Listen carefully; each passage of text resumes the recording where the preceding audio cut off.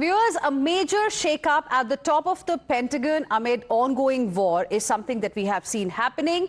In a significant power move, Pete Hegseth has asked U.S. Army Chief Randy George to step down with instructions for immediate retirement. The move signals a high-level churn within the U.S. military's top brass at a critical moment in the conflict, raising questions over strategy, command control and internal alignment.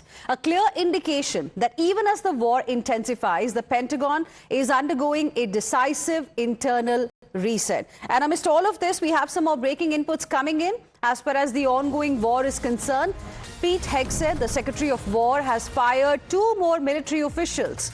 And U.S. Defense Secretary Pete Hegseth has dismissed 2 additional senior military officials alongside Randy George. This is as per American media reports. Let's go across to my colleague Srinjoy Chaudhary, joining us live right now for more on this. Srinjoy, good morning. What exactly is happening? Can you break down the information that has come in from the international media so far as far as these 2 new officials are concerned who have been reportedly fired by Pete Hegseth?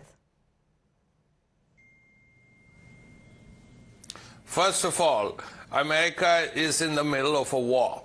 35 days into a war, it's fighting against a country of 90 million people with very strong missile and drone systems.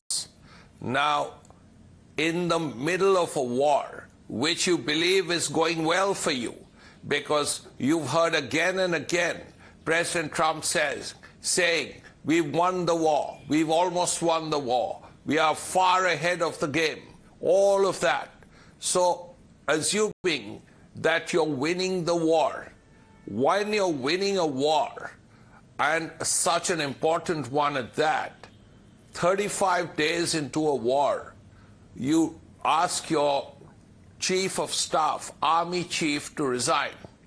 And not just the army chief, but 2 other senior officials. Now, the question is the timing. Now, what is it that a general like Randy George, someone who has had such a distinguished career, Afghanistan, Iraq, 101 Airborne, which is one of the 2 elite divisions of the American Army, along with the 82nd. Now, such a man with such a distinguished career, and 2 others, what is it that they've done that makes you say, please leave, please resign, please put in your papers and go into retirement immediately? That's really the question. Actually, what this does is only make you ask more questions, because when the army chief is asked to resign, if 2 other senior officers are also asked to go, what is it that they have done which makes you take such an extreme step? Maybe there's a reason. We don't know.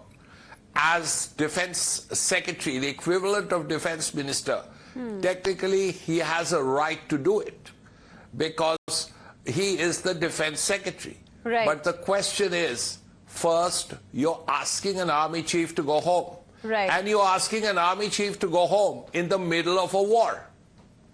Absolutely. And in the middle